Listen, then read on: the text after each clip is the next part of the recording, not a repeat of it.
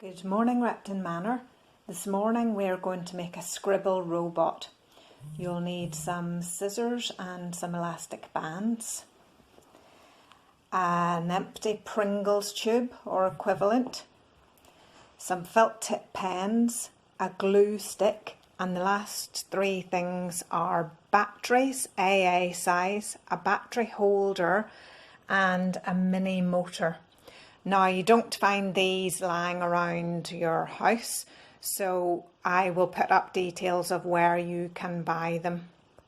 First thing that you need to do is to cut your Pringle tube probably about 2/3 of the way down so that you have this. This is going to be the body of your robot. I decided to decorate my robot just with a bit of tin foil and two googly eyes. I might add more later. Next thing you need to do is to put your two AA batteries into the battery holder. Place them on the head of your robot and tape them down with insulating tape or sellotape or masking tape. Then take your motor, and this side that has the longer pointy bit, you want to stick that into the glue stick about 2 centimetres down from the bottom, and it should end up looking like this.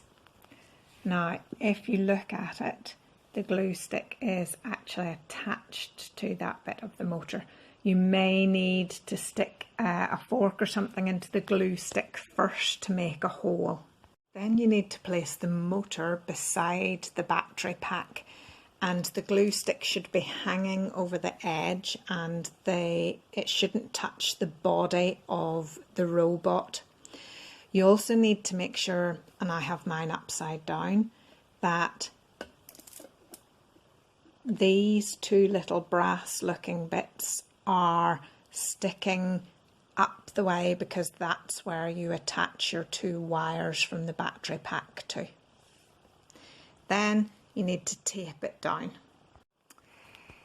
Then attach one of your wires in here. I find it easier to go in from the bottom and actually fold the piece of wire over, and then you can test that it's actually working by taking your second wire and touching it to the other side. Now you can see that's moving. It's not going round completely, but it is working.